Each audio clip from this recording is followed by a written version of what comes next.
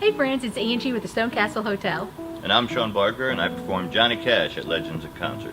You know what? We are right in the middle of our Christmas season here in Branson, Missouri, and it is Christmas everywhere we go. Everywhere. Everywhere. We've got Christmas shows. Yes, ma'am. Like yours. Yes, we're doing our Christmas show here. We just started November 1st. So do you have Christmas music in it? Of course. And Christmas costumes? Yes. Christmas decorations? Of course. All the things. All the things. You know what I have noticed about your show is that there's so many fun party Christmas tradition stuff, but then there's also those sweet moments of Christmas as well. Yeah. Yeah, there's a little bit of everything, isn't there? We have a little bit of everything, something for everybody. There is. You have such a great voice. I love just listening to you talk. That is awesome. You know, I think if Johnny Cash were going to do something with that great voice, I would ask if he'd read me a book goodnight. Could you read me a goodnight book? I would be more than happy to read a goodnight book. You guys want to hear a goodnight story too? All right, let's do it. All right.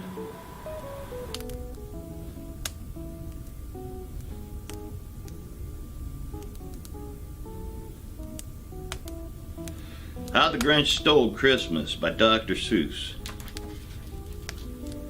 Every Who down in Whoville liked Christmas a lot, but the Grinch who lived just north of Whoville did not. The Grinch hated Christmas, the whole Christmas season. Now, please don't ask why. No one quite knows the reason. It could be his head was screwed on just right. It could be perhaps that his shoes were too tight. But I think that the most likely reason of all may have been that his heart was 2 sizes small. But whatever the reason, his heart or his shoes, he stood there on Christmas Eve hating the Whos, staring down from his cave with a sour, grinchy frown at the warm lighted windows below in their town. For he knew every Who down in Whoville beneath was busy now hanging a mistletoe wreath. And they are hanging their stockings, he snarled with a sneer. Tomorrow is Christmas, it's practically here. Then he growled with his Grinch fingers nervously drumming, I must find some way to stop Christmas from coming. For tomorrow, he knew, all the Who girls and boys would wake bright and early, they'd rush for their toys.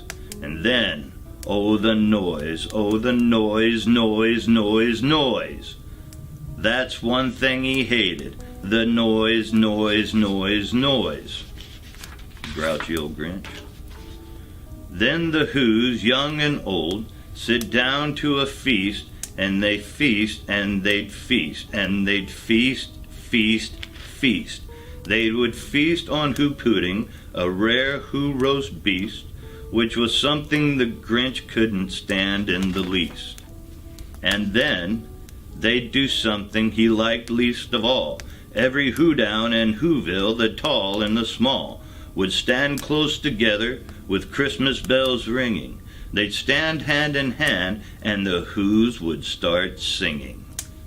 They'd sing and they'd sing, and they'd sing, sing, sing, sing. And the more the Grinch thought of his Who Christmas sing, the more the Grinch thought, I must stop this whole thing. Why, for 53 years I've put up with it now. I must stop Christmas from coming. But how? Then he got an idea, an awful idea. The Grinch got a wonderful, awful idea. I know just what to do. The Grinch laughed in his throat, and he made a quick Santa Claus hat and a coat. He chuckled and chuckled, what a great Grinchy trick. With this coat and this hat, I look just like Saint Nick. All I need is a reindeer. The Grinch looked around, but since reindeer are scarce and there's no one to be found, did that stop the old Grinch? No, the Grinch simply said, if I can't find a reindeer, I'll make one instead. So he called his dog Max, and he took some red thread, and he tied a big horn on the top of his head. Then he loaded some bags and some old empty sacks on a ramshackle sleigh to be hitched up to Max. Then the Grinch said, giddy up, and the sleigh started down towards the homes where the Whos lay snoozed in their town. All of their windows were dark, quiet snow filled the air. All the Whos were dreaming dreams without care when he came to the first little house on the square. "This is stop number 1, the old Grinchy Claus hissed, and he climbed to the roof, emptied his bag in his fist. Then he slid down the chimney, a rather tight pinch, but if Santa could do it, then so could the Grinch. He got stuck only once for a moment or two, then he stuck his head out of the fireplace flue, where the little Who stockings all hung in a row. These stockings, he grins, are the first thing to go. Then he slithered and slunk with a smile most unpleasant. Around the whole room he took every present. Pop guns and bicycles, roller skates, drums, checkered boards, tricycles, popcorns, and plums. And he stuffed them in his bags, and the Grinch very nimbly stuffed all the bags one by one up the chimbley. Then he slunk in the icebox, he took the Who feast, he took the Who pudding, he took the roast beast. He cleaned out the icebox as quick as a flash. Why, that Grinch even took their last can of Who hash. Then he stuffed all the food up the chimney with glee, and now, grinned the Grinch, I will stuff up the tree. And the Grinch grabbed the tree and he started to shove, when he heard a sound like the coo of a dove. He turned around fast and he saw a small Who, little Cindy Lou Who was not more than 2. The Grinch had been caught by this tiny Who daughter, who'd gotten out of bed for a cup of cold water. She stared at the Grinch and said, "Santa Claus, why? Why are you taking our Christmas tree, why?" But you know that old Grinch was so smart and so slick, he thought up a lie, and he thought it up quick. "Why, my sweet little tot," the fake Santa Claus lied, "there's a light on this tree that won't light on one side. So I'm taking it home to my workshop, my dear. I'll fix it up there, then I'll bring it back here." And his fib fooled the child, then he patted her head, and he got her a drink, and he sat her to bed. And when Cindy Lou Who went to bed with her cup, he went up the chimney, and he stuffed the tree up. Then the last thing he took was the log for their fire. Then he went up the chimney himself, the old liar. On their walls he left nothing but hooks and some wire. And the one speck of food that he left in the house was a crumb that was even too small for a mouse. Then he did the same thing to the other Who houses, leaving crumbs much too small for the other Who's mouses. It was 1/4 dawn, all the Who still in bed, all the Who still a snooze when he packed up his sled. Packed it up with their presents, the ribbons, the wrappings, the tags and the tinsel, the trimmings and the trappings.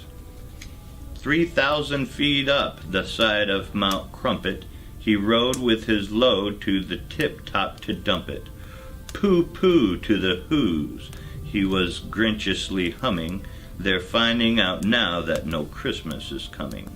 They're just waking up, I know just what they'll do. Their mouths will hang open a minute or two. Then the Whos down in Whoville will all cry, boo-hoo. "That's a noise," grinned the Grinch, "that I simply must hear."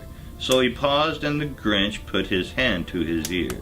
And he did hear a sound rising over the snow, and it started low, then it started to grow. But the sound wasn't sad, why this sounded merry. It couldn't be so, but it was merry, very.